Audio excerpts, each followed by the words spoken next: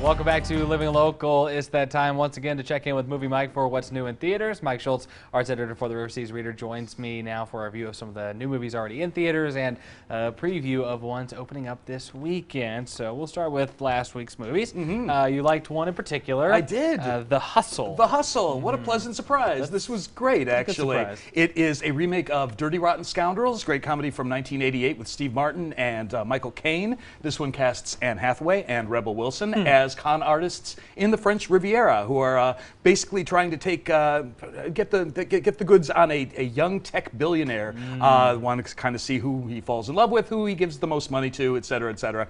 But it's light, it's fun, it's the French Riviera in summertime. It's beautiful. And what's particularly great about the movie, I thought, is that no one is required to be the straight man to the other. I mean, I kind of went into this expecting Anne Hathaway will be the very calm, cool, collected one, and Rebel Wilson will do her Rebel Wilson thing and fall over furniture, etc. But what's pretty cool is that actually they both get to be equally goofy. They both have just enough jokes, just enough kind of slapstick scenes.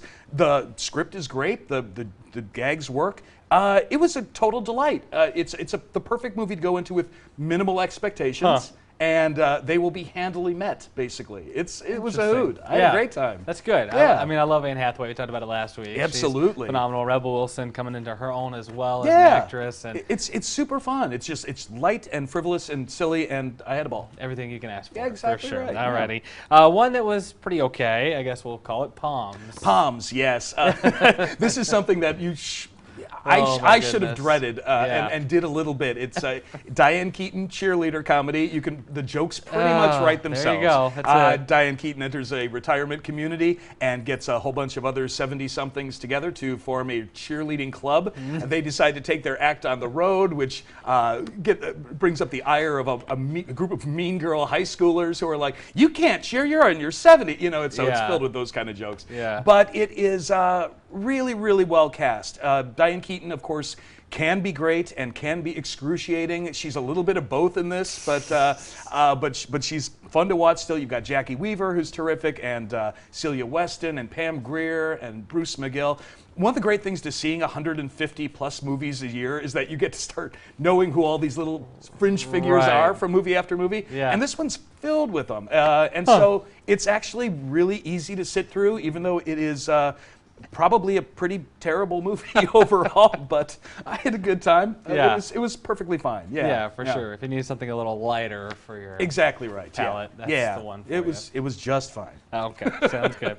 Alrighty, well, another one that was a little iffy, which I'm sad to hear about a little bit, honestly. Yeah. Personally, was Pokemon Detective Pikachu. Pokemon Detective Pikachu. I might have enjoyed this more if I was at all into the series. I completely missed the boat because I'm 100 years old. I missed it in the 90s and never bothered to catch up. And so this is basically a Who Framed Roger Rabbit kind of movie in which humans and Pokemon live together in relative harmony. It is a detective story about trying to figure out what happened to the older detective of actually the father of our human lead in this, Justice Smith, his old partner, Mr. Pikachu there.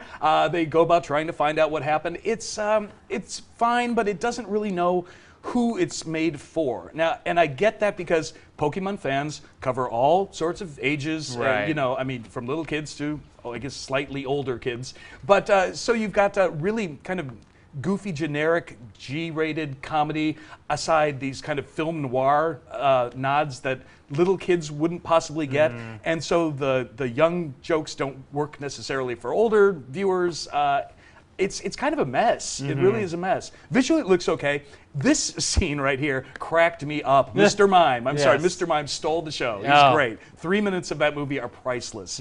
And the rest of it's exactly. The rest of it is very hit and miss. If you like Pokemon, you'll probably have a good time. I don't care that much, and so I had a not bad time. All right, we'll have to see it and then give my opinion. Please do, yeah. Being named Ashe, I think it's a right compared to the old understand series, completely. All righty. All right, well, now the new movie's coming out here this week.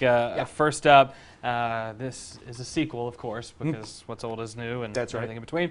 John Wick, Chapter 3. John Wick, Chapter 3. There he is, Mr. Keanu Reeves. Looks scarier than ever. 5 years ago, Keanu Reeves' assassin John Wick found his puppy murdered by gangsters. Oh, no. Yeah, and then he spent 2 hours getting revenge on the people who murdered his puppy, as you would. Puppy was really cute. I totally get it. 2 years later, in John Wick Chapter 2, Mr. Wick lost his job and decided to spend 2 hours getting revenge on the people who fired him. As you would. And he executed a whole lot of people in that, and the people who survived didn't take it that well. So here, in John Wick Chapter 3, Parabellum, we have hundreds, I guess, of assassins who are all out to kill John Wick. The reason these movies are so fun is, at least the first one, which is fantastic, is that the stunt work is incredible. The shootouts are amazing. The choreography is so good. The car chases are great. It is 2 hours plus, and it moves like crazy. It's just really fast, really fun. This also has a terrific cast. You've got Halle Berry, you can see right there. You've got Angelica Houston. We have Lawrence Fishburne, who of course was with Keanu back in the Matrix days. You've got Ian McShane from Deadwood. So it's got a tremendous cast. And I'm crossing fingers because that first one was really something else. If you haven't seen it, you must. It's great. I really need to, for sure. I've heard nothing but good things from literally everybody. So, yeah. But I mean, Halle Berry. Can we just take a second? Halle Berry. You know? What an actress. That's right. That's good. Alrighty. Another one for the teens or just the romantics in your life. The Sun is also a star. The Sun is also a star, yes. This is a romantic drama set in present-day New York. It is about a university student whose parents are originally from Jamaica and are being deported, actually. And then this daughter of the couple meets this young second-generation Korean student.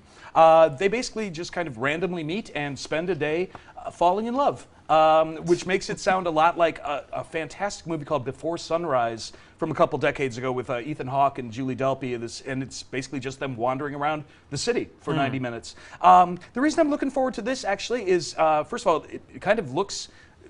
The photography looks pretty sensational. It looks like a gorgeous movie to look at. But the story is written by an author who also did a movie called Everything, Everything a few years back, a really good YA romance that kind of came out of nowhere and was just unbelievably charming. This is by the same author, and it's basically the same idea. You know, you've got you've got attractive leads. Could be fun. And again, it's not a sequel. I'll take it. That's good. Yeah, that's good. Because we still have another one to get through this weekend. So yeah, we'll see. Speaking of, we'll go right into it. Let's just get it over with. A sequel that nobody asked for, A Dog's Journey. I guess some people asked for it. This is the sequel to A Dog's Purpose from 2 years ago. This movie is so grim. This is about... The first one was about a puppy named Bailey, adorable little puppy. And for basically an hour and a half, you watch Bailey get killed one time after another. He keeps getting reincarnated into different bodies of different dogs. It's also he can meet, he has an owner when he's a puppy, and he wants to reunite with his owner when he's an elderly man. And so it's a movie for dog lovers, but it makes you watch a dog die every 15 minutes. And so it's a very strange entertainment. So this one is the sequel. Bailey's previous owner, Dennis Quaid, has a granddaughter, and so now, after Bailey passes away again, he starts being reincarnated into the granddaughter's puppies, one after another, until she becomes an adult. It's kind of painful. It's the strangest movie concept. I just, you know, it's made for people who do not want to watch dogs die, and that's all you do. So it's strange. And you also have Josh Gad voicing the dog. Josh Gad is a really tremendous comic talent, of course. Book of Mormon and Frozen and whatnot. But it's just a strange kind of icky movie, way sentimental in a way that I don't appreciate. I'm going to go in half full because I always do, and you know, what are the choices? But you know, you gotta see it. It's also Dennis Quaid for 90 minutes, so you know, we'll see how that goes. You got a few things working against you there, but hey, my job isn't always great. You might be pleasantly surprised. Who knows? This is true. This is true. We'll find out next week. Can't wait to hear about it. All right. Alrighty. In review, the new movies this week: John Wick, Chapter 3, Parabellum, The Sun is Also a Star, and A Dog's Journey. Well, you can read Mike's movie reviews, inside the latest reader on stand everywhere, struggling, and online at rcreader.com. I think I'm tearing up because of the dogs dying. Well, we'll post all these details on our website, ourquadcities.com. Back with more Living Local after this.